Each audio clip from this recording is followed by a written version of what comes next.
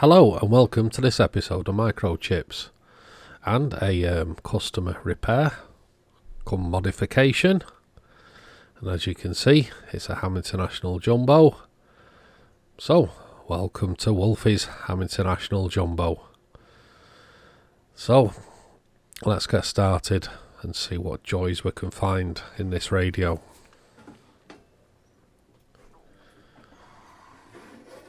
So we've got it on the bench.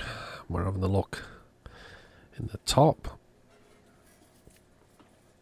And everything initially looks okay through the top. A standard VCO, PLL. Everything looks okay. The usual things haven't been done, apart from this extra long core in the VCO. Yeah, that's not going to work very well. Let's have a closer look at that. Yeah, somebody's changed must have broken the special core, and C11's not been changed, so we'll change that. Yeah, somebody's waxed that in, so that's definitely coming out. Final bias resistor's not been done. Easy job, we can sort that out. So let's have a look under the underside. And what have we? What have we here? We have an EEPROM. Yes, we have an EEPROM that seems to be stuck on a block of blue tack. Beautiful. Let's have a closer look at that. Yeah. So the EEPROM's been stuck down using blue tack. And of course the cuts across the tracks. Very nice.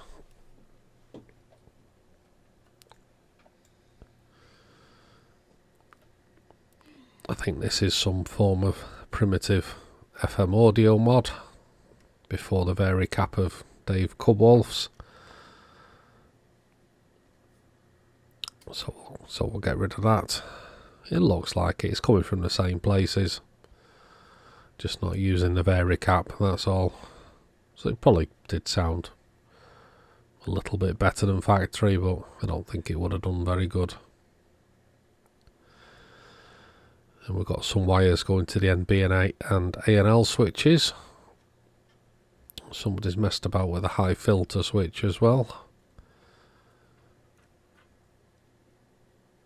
So I presume one of these is going to be UK40 and maybe the other one is, I don't know, maybe alphas, maybe -40, who knows.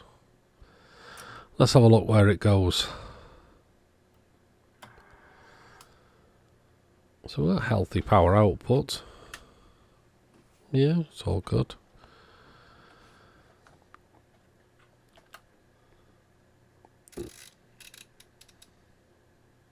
So, yeah, super low band. And then, yeah, so that must be -40 on that switch.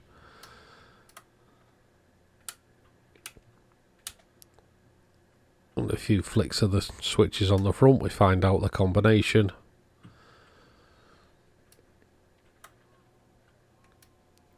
So we've got low, mid, high, got super low on it, and the UK40. Okay, well, it does work. But we're going to take all that out. Fit something a little bit nicer in this radio.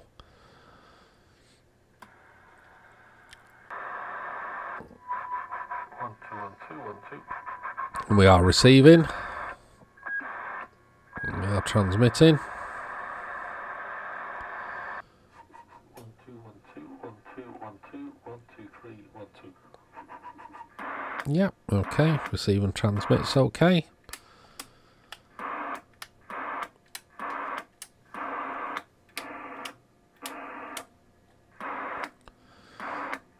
So, radio is working.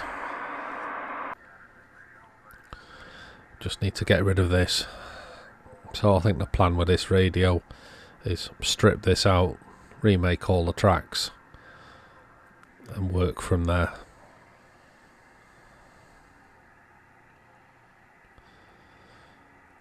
So luckily with this mod they've not taken the wires off the actual posts on the other side of the board. I suppose it would have been a bit neater if they would have done, but yeah, never mind. So we've cleaned the area up and had a look at what's been cut. And yeah, standard traces have been cut. So that shouldn't be too hard to remake those again. So there's it put back to standard.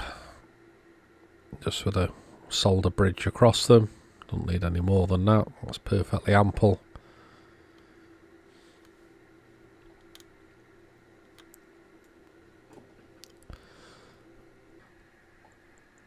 So we've taken out the core out of the VCO and we're just going to drop in a proper core.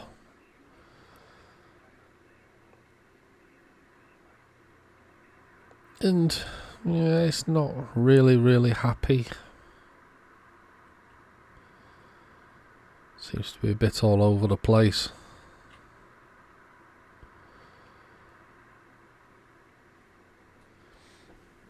So we're going to change that anyway.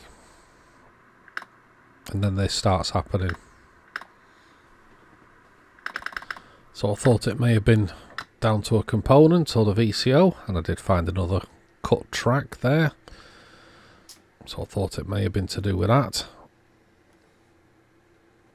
And I also thought it may have been down to C11. So we changed that out. We'll put one of my VCOs in.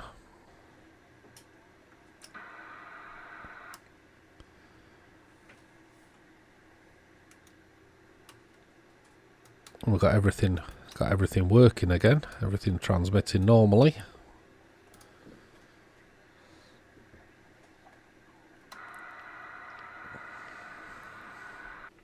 One, two, three, 1, 2, 1, 2, 1, 2, 3, 1, 2, 1, 2, 3. Everything's receiving okay, transmitting okay.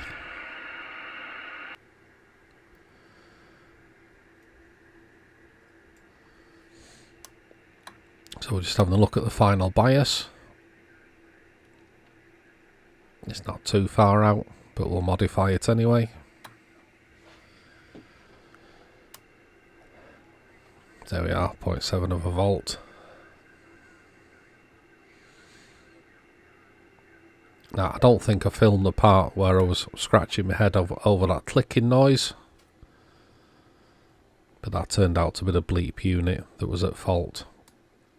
We actually found another component that was missing. So as you can see, there's no bleep in there now. That was the actual bleep that was causing it to transmit randomly. But the bleep had been linked out anyway. But we just had to fully disconnect it from the radio. So we've done all the necessary mods. FM audio mod. Pulled out that dodgy bleep unit. Refitted the parts. Now we're just going to address these LEDs that have been replaced in the back. As you can see, the LEDs make a spot on the display. And there's fitted with some of my cob LEDs, which they look a little bit yellow in the picture, but in real life they do look exactly like an incandescent bulb. So next off, we're going to fit one of my mod boards in there. Now I wanted it custom programming, so we've done that, and we've fitted in a new 5-position 4-pole switch as well.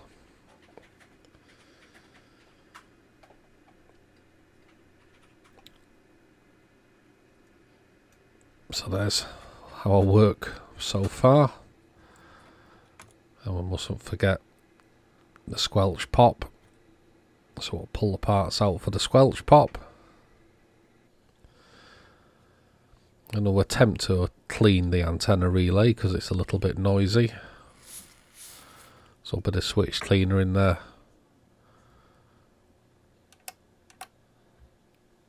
What I do is just put a little bit of switch cleaner on a piece of paper, put it inside the relay contacts when they're closed, and just give it a pull.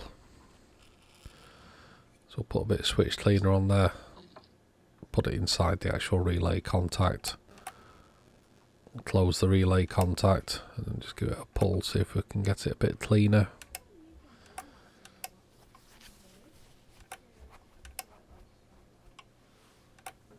I think that's the best we can do. It's not actually that bad, but you know.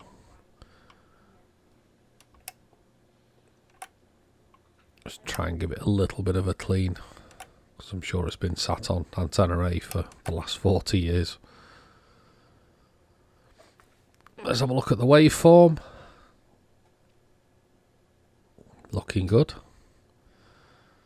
Looking good. No problems with that.